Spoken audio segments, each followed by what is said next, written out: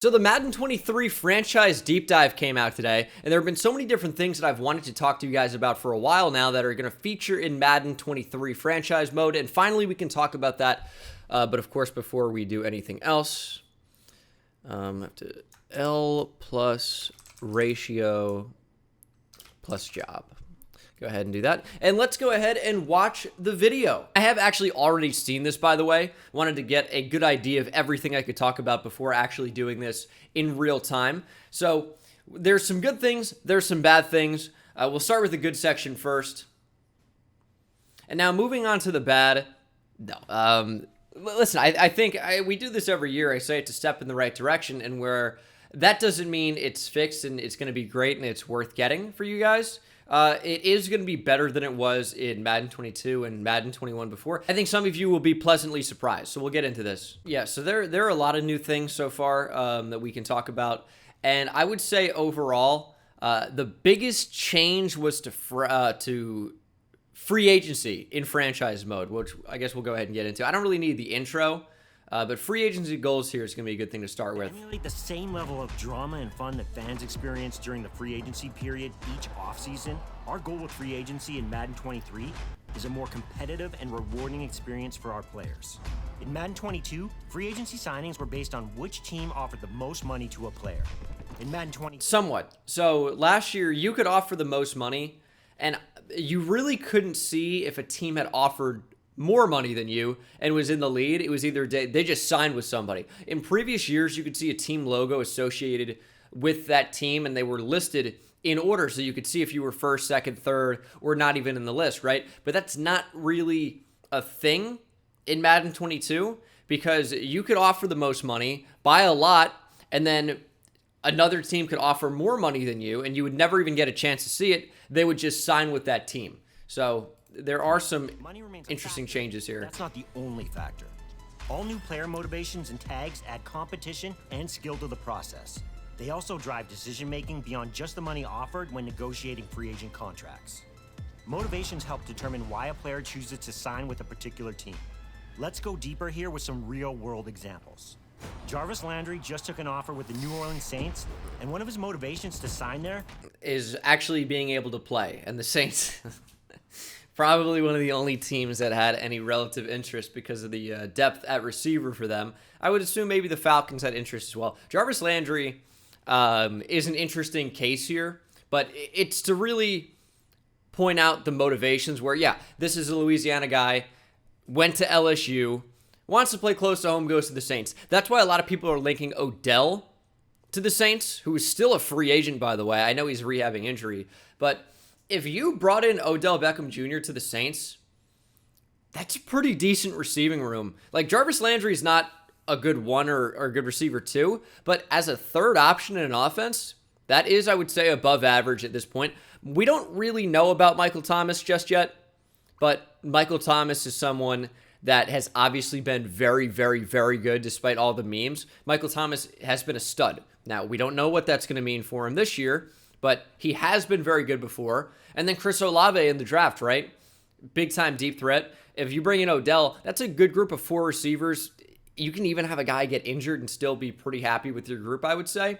So it remains an option, but he has the motivation, playing the largest impact. And you can see how this actually scales. Now, what impact that's actually going to play in practice, we don't know. Because they can show anything they want, right? Like just being real about it. They can show anything, but we're not really sure if this is going to play the impact that it says it will, where if this big impact, like, can the Saints, if they have this huge green impact, offer a player, we'll say Jarvis Landry, we'll say 1 year, $5 million, as opposed to maybe let's say the Falcons offered him 2 years, 15, significantly better contract overall, both in average per year and also security long-term on a bigger contract.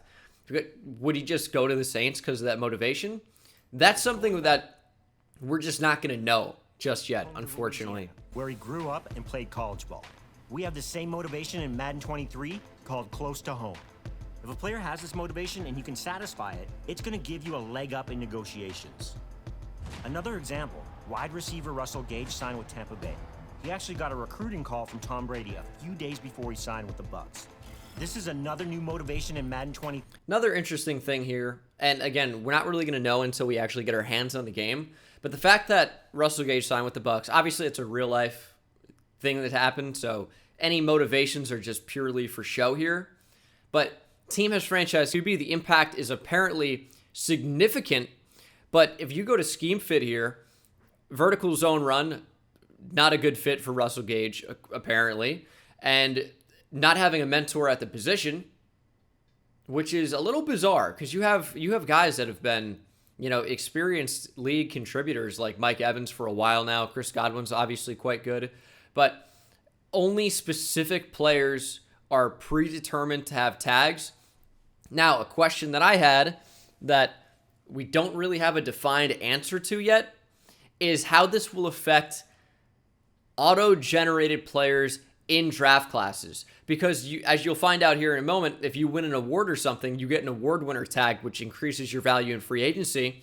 But if you're just a random drafted player, are you going to have different motivations? Like, is any auto-generated draft pick going to have a close to home tag where if you're the Saints, for example, and a receiver went to LSU, got drafted by the Lions, let's say, plays 4 years with the Lions, becomes a free agent, is he going to have that close to home tag for Louisiana? I don't know. And this is something I asked about and really did not get an answer to. So we'll, again, have to see. But that's what I'm more interested in. Previously, players like Leonard Fournette, Antonio Brown, and Rob Gronkowski all signed with the Bucks to play alongside Brady, a legendary franchise quarterback. I've heard of that guy. Our last example is linebacker Von Miller. He got a lot of money. He wants to win a Super Bowl first and foremost. That's Madden 23's Super Bowl contender motivation. Player motivations are going to better define where players go in free agency. So, the decision is about much more than money. Does a player want to be in a big market? Here's Odell. At the top of the depth chart in order to sign? Does he fit the Which, offense? that's the biggest one to me, by the way, because obviously a lot of players in free agency, like, you're going to want to sign somewhere where you can start and play. So if you're projected to be a starter, that should play a big role. So a lot of guys really should have that, in my opinion. But it's interesting for Dwayne Brown here. They recognize that he's an older player. Dwayne Brown's probably close to 40. If I had to guess, I would say Dwayne Brown's probably 38 years old and just got arrested on gun charges, by the way. That's fun. But if starting, the team will look to draft the replacement. So that's a bridge player. We know about that. We know about bridge quarterbacks, right? And future starters will be placed ahead of this player on the depth chart, which is interesting. He's also got the mentor tag, so teams are more interested in this player during free agency. Boost weekly training XP for other players at their position. That's big. That's really, really big, I would say. Because now you are more motivated to start a better player. Like, previously, if I had a 79 overall guy like Dwayne Brown, right, who I know is like 38-ish years old, he's not going to get better. He's going to get significantly worse. I would probably start a 75 or 76 overall rookie or second-year player over him that I think is going to be better long-term for me. But if we can get a similar amount of XP while he's not playing because Dwayne Brown has the mentor tag, well, I would just start the better player then to try and get better results. So that's something to consider as well. And we'll have to see how this works in practice. Again, we just don't know right now. For defensive scheme. But some of these are quite fun. Tax motivation for teams in Texas, Florida, and Washington, for example. So I would assume they know every state with no income tax. You heard a few of them there. But there are a lot of teams in states with no state income tax, like Nevada, for example, or as a lot of Nevadans like to say, Nevada, whatever. That's a no state income tax state. Tennessee, I believe, is no state income tax as well. So if you are the Titans, the Seahawks, the Raiders, the Jaguars, Bucks, Dolphins, or Texans or Cowboys, you ideally will have a big advantage in free agency, which is kind of nice. We're also introducing all new player tags that directly impact free agent logic. This is the big one. Draft logic and player progression. Let's walk through a few examples of player tags. When Aaron Rodgers wins the MVP award in Madden 23, he'll get the award winner tag. This will drive free agency AI and increase the interest of other teams to sign him and drive up his market value. Another player tag is called Day One Starter. A great example is wideout Jamar Chase, who became the Bengals' top. Let's go ahead and read that. Day One Starter. will be placed above similarly rated players in the depth chart, which makes sense. So I would say if you are, let's say, an 80 overall, maybe Jamar Chase is only a 78 and will start above someone who's slightly better than him because of the day one starter tag. However, how impactful is that actually going to be? Because guys who already have that tag are likely going to be rated higher than other players who may be similarly rated anyway. Like if you talk about the Bengals here, he's got the day one starter tag, so he's going to be placed above similarly rated players in the depth chart, but he's going to be a higher rated player than Tyler Boyd. He's going to be a higher rated player than T. Higgins, and they might all be close. It might even be Boyd very close to Jamar Chase, and then T. Higgins down a little bit, but he's going to be starting anyway, so I don't really know how important this is going to be unless it's for auto-generated players in the draft primarily, which, again, we'll see about. But teams are unlikely to draft a replacement for this player. That makes sense. But also, let's say you have Jamar Chase here. You lose Tyler Boyd, we'll say, to free agency. Maybe T. Higgins gets traded or you lose him to free agency, whatever. Let's say the Bengals just have Jamar Chase then, and then what else? We'll pretend Auden Tate's gone, which, yeah, because he's on the Falcons now, I remember. But, is the team not going to draft a receiver then? Because you're not drafting a replacement, but will the game think that drafting any receiver high is a replacement for Jamar Chase? Hey, you need more than one of them. So, again, we're going to have to see how that works in practice, where it sounds great. Oh, because day one starter is probably what's going to be attributed to most of the quarterbacks. Zach Wilson, Trevor Lawrence, Joe Burrow, right? Justin Herbert. We've seen all these teams with young quarterbacks continue to draft QBs. And yes, everyone can point to, oh, well, the Cardinals did it. They drafted Josh Rosen and then came back for Kyler Murray. That's a rarity. It's a very odd case. New head coach came in, wanted his guy, took his guy. Great. However, for different positions, corner, receiver, linebacker, defensive end, what if a team really needs that position and then they don't draft that anymore? It's great if this stops the CPU from taking multiple quarterbacks that they don't need. That's great. But what about for other positions? Something to think about as well. Wide out Jamar Chase, who became the Bengals' top target on day one. Yeah, he's pretty good. This CPU teams will now utilize pro-ready prospects, moving them above similarly rated players on the depth chart to get them more reps and progress them faster. So what's similarly rated? 3, 4 overall? One more tag example is veteran linebacker Bobby Wagner, who has the mentor tag. This tag gives an XP bonus to all players at the same position during weekly training. You're incentivized to sign veteran players because they can help develop your younger guys. The new free agency hub is where you place offers, compete with other teams, manage free agent signings, view player motivations and tags, and more. You'll see each player's motivations in the... So we see this new screen here. I guess they're going to break this down. I don't really need to pause it. But it is interesting to, see where the interest is just right out the gate. We'll go ahead and unblur that. Because a guy like Derwin James, and first of all, how did they decide on some of these things? Just because Derwin James was drafted by the Chargers, who are in LA now, his motivation is big market, and that plays the biggest impact. I don't know how we decide that for Derwin James. But again, I'm not really sure, right? But we can see the overall. This also looks really good compared to what we've seen in the past. This definitely looks better. Just purely from an aesthetic standpoint. This is a lot better to look at than the previous games, I would say, which plays an impact for me because I have to look at this franchise screen a lot, right? But it's nice to see the ratings. And the overall interest in your team, I guess, is going to be the big one. And this is going to make rebuilds with specific teams really interesting because let's say you're the Rams right here. You might be able to easily get DK Metcalf, right? Or even Derwin James, Scary Terry. But bringing back Odell might not be so easy, which is peculiar because why would Odell not have interest in the Rams, who Odell had real-life interest in, and that's why he actually signed with the Rams. So it's interesting. In the upper middle portion of the screen, as well as his overall interest level in your team.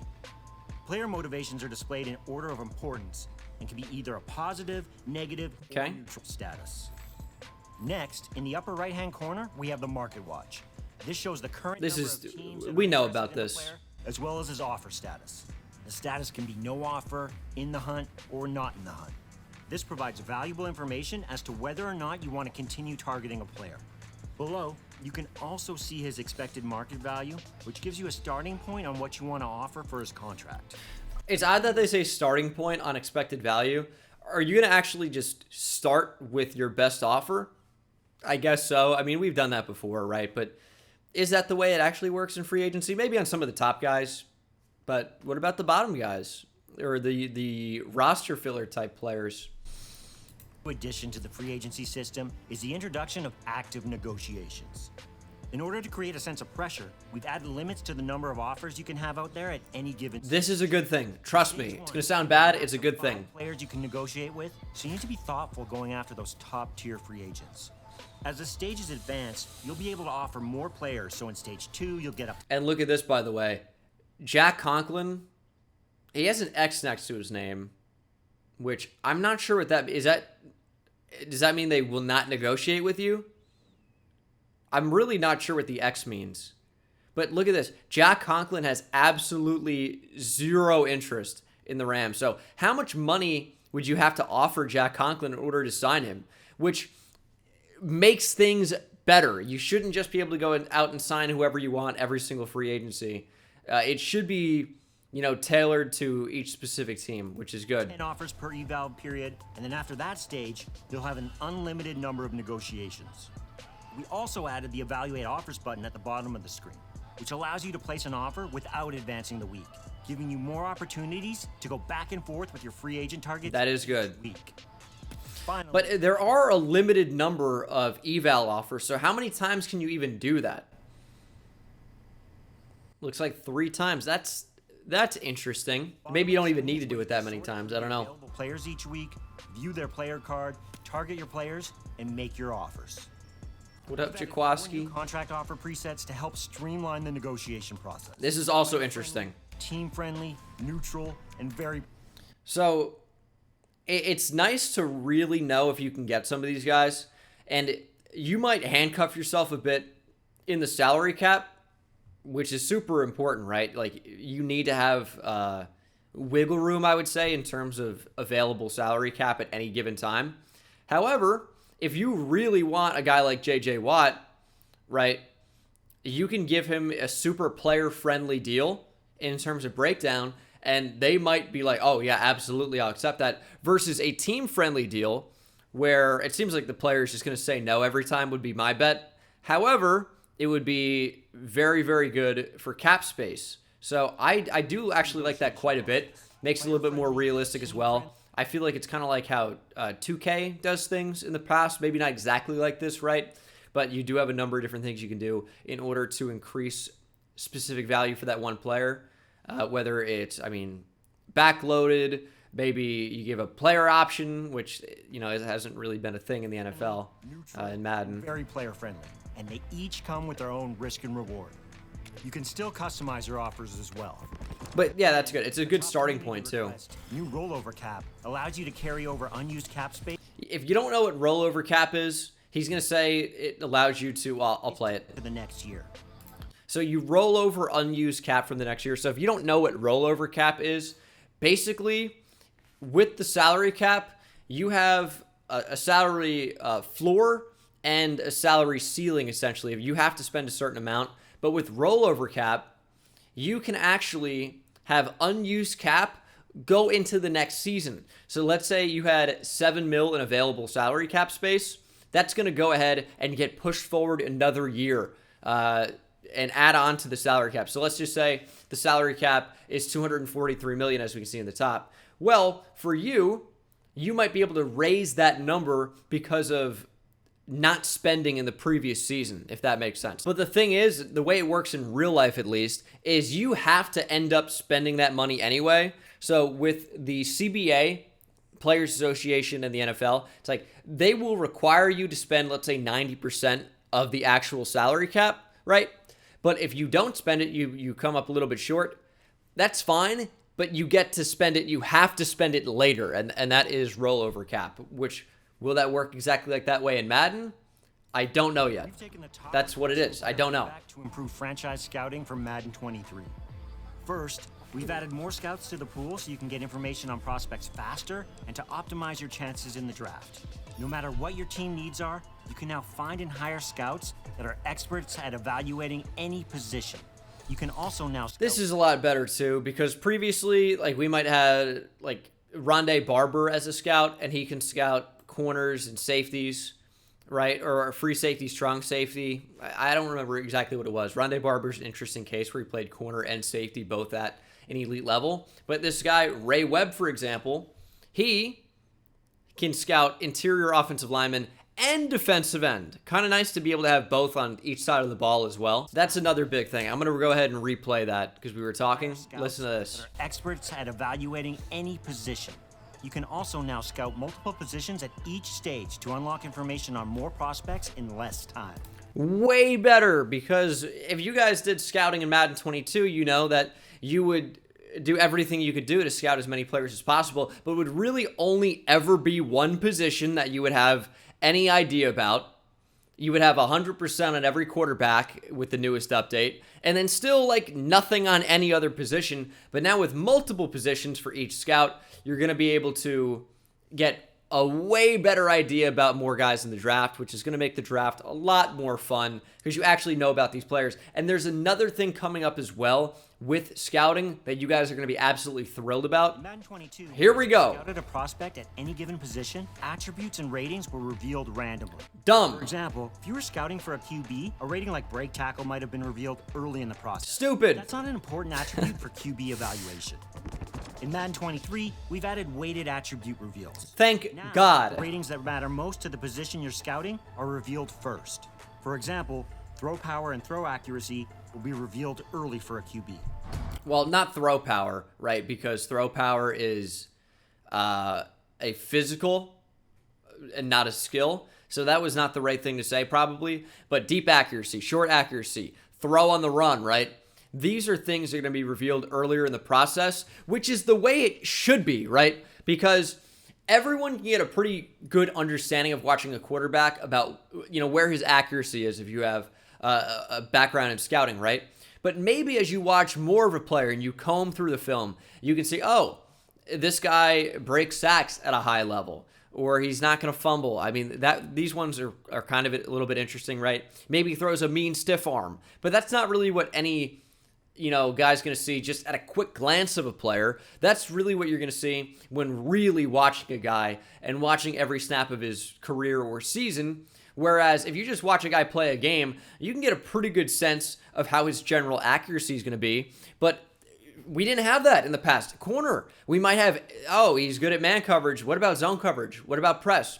I don't know. Like, that's dumb. For receivers, how many times in these rebuilds that you guys watch on my channel, hopefully, did we see a receiver and we didn't know catching, didn't know spectacular catch, didn't know catching traffic, didn't know deep route running, didn't know medium route running, didn't know anything about a receiver. Yet we go into the receiver and core attributes and we can see, oh, well, he actually doesn't get injured very often. Oh, thank you for that. Oh, his juke's pretty good.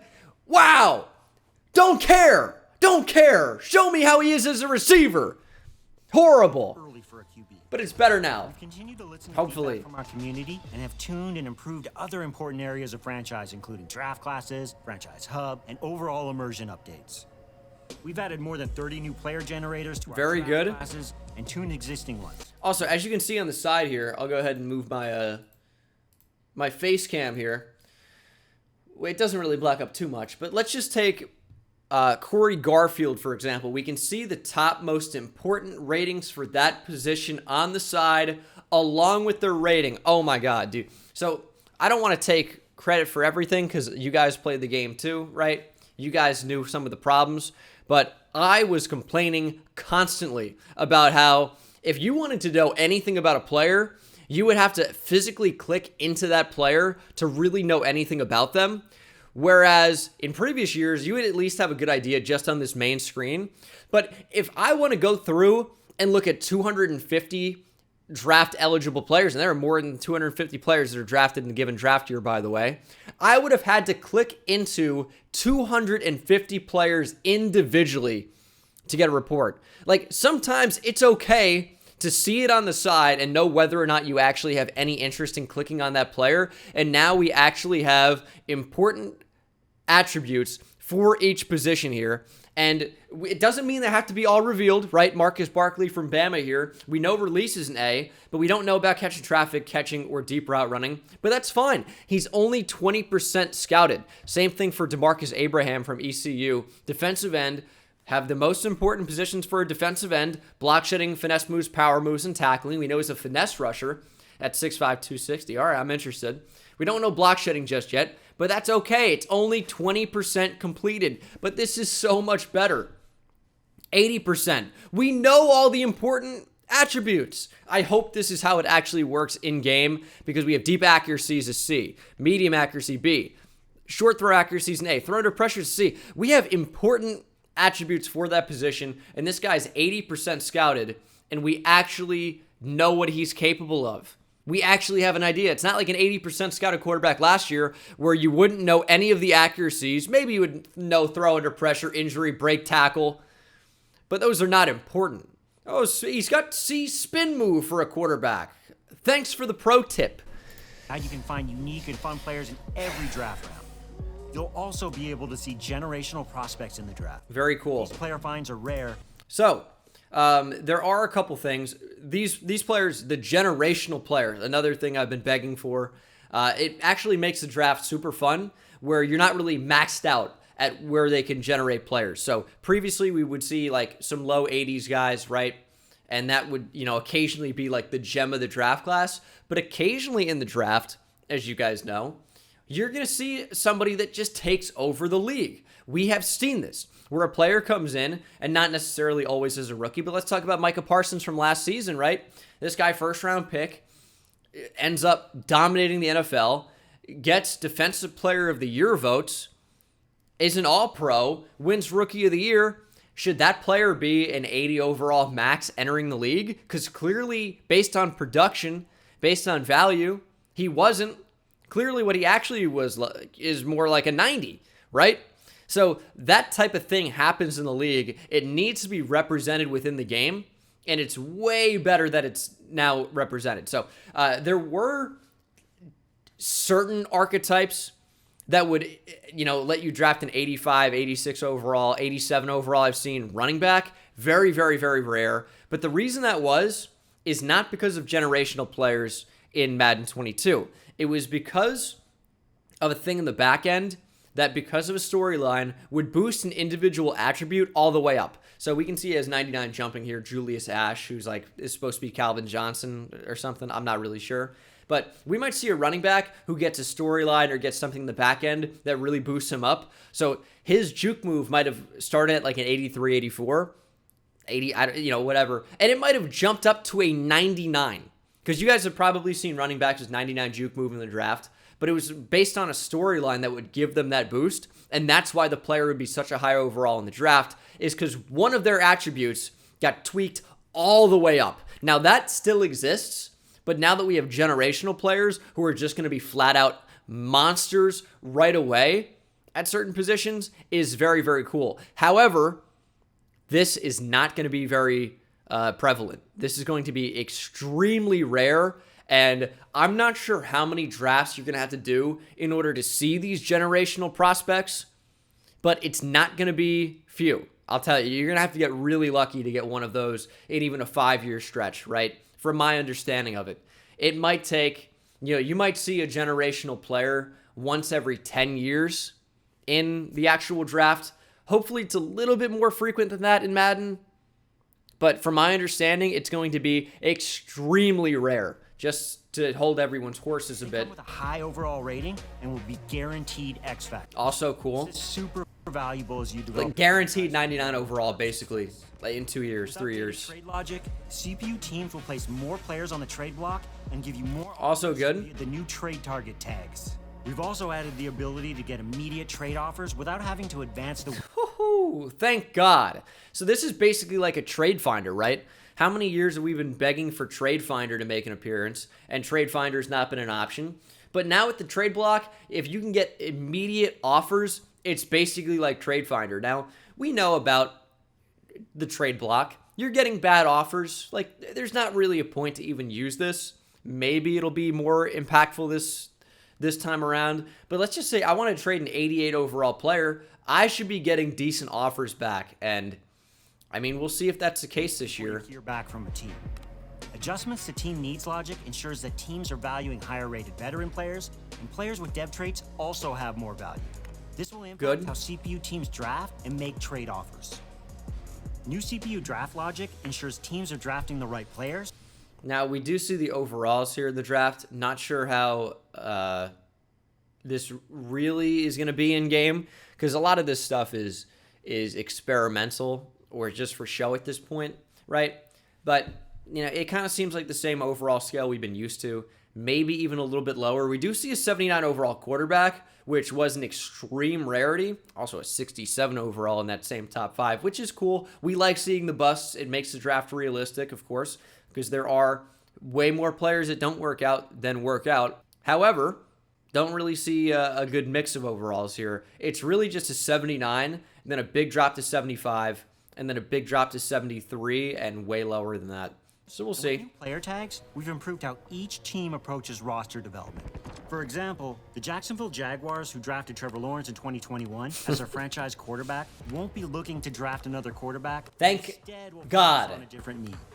It's now easier to unlock and assign abilities. You can assign more abilities and create more variation for your players. And the most impactful abilities are now gated by higher overall ratings. Has that not been a thing?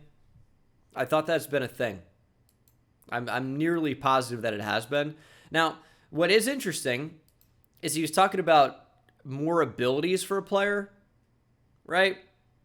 I don't know if that's just more spots in general. More variation for your players. Or they just made more abilities. They maybe just made more abilities. The most impactful abilities are now gated. I don't think that was explained too well. At least I didn't get it. Maybe that's just me. Make it easier to assign scouts and create a cooler look at the mock drafts. In the franchise hub. Again, another thing is improvements make it easier to assign scouts and create a cooler maybe it does make it easier to assign scouts. Maybe a cooler look in the mock draft. Does this obviously the background is blue now as opposed to like the black and like Volt yellow green feature they had before. Is this not the exact same though? I swear it's the same.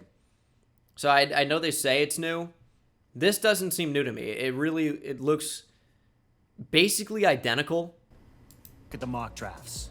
In the franchise hub, we added team colors and logos to give your franchise That's way better. Some life and personalization. Now you hear life there. How many times during the rebuild season for Madden 22, or even on Twitter, right, when I've been ranting, even though I'm a shill for the game, right, I never complain.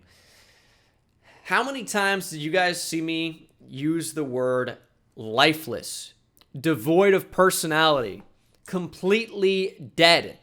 So many times.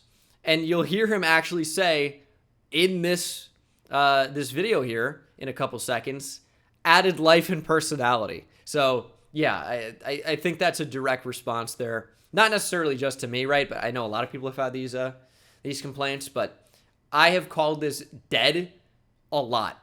Now, does adding a team logo and color really increase the life a ton? Not really. Not a ton, right? It still could be very much improved. And I think just the way we've seen it in the past has been better with pictures on the screen of players. I think that makes a big difference. Now, I'm not saying they can get video to play in the home screen. That could be a big problem, right? But let's say, the draft is happening. A nice big news story of somebody getting drafted would be really cool to have. Or somebody dominated in week 1. Let's say Tom Brady throws for 400 yards in week 1, 3 touchdowns. How about a picture of Tom Brady with the stat line underneath? I know you could say, well, that's just in the news section. I get that, but it wasn't really like that last year, so not really sure how it's going to be in 23. Slightly easier. So decluttered some of the text. Did they, though? I didn't really see this as a big problem, by the way, but it seems pretty similar. They just squished it up instead of just having it down. And now it's interesting that they showed guys getting signed from the practice squad here. It's like, well, you're not showing that here. So if guys sign for the practice squad, is that just not going to be below the way it was? And it's different times in the season where there are going to be different activities. I'm not sure if that's just done for presentation at this point, but I imagine I'm still going to want to know about these things. I didn't really think it was a big problem, but all right, me too. I think this was an improvement, man. I really do.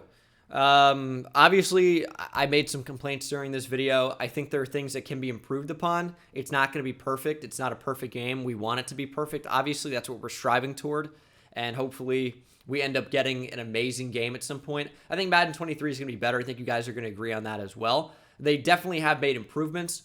However, I don't want you guys to think this is going to be night and day and this is going to be the best Madden we've seen ever, because I don't think that's going to be the case, right?